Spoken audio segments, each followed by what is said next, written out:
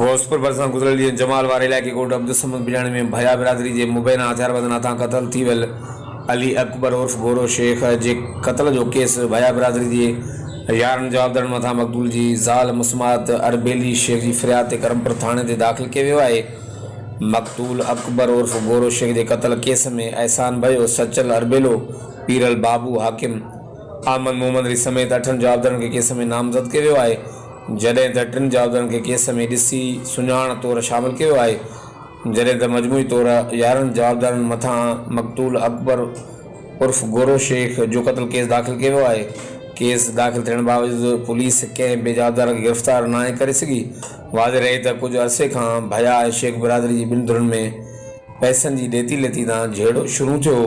जंहिं सबबि गुज़िरियल ॾींहुं भया बिरादरी जे हथियारबंदनि का करे अली अकबर उर्फ गोरो शेख खे गोलियूं हणी बेदर्दी सां क़तल करे छॾियो हो ऐं फ़रार थी वञण में कामयाब थी विया हुआ।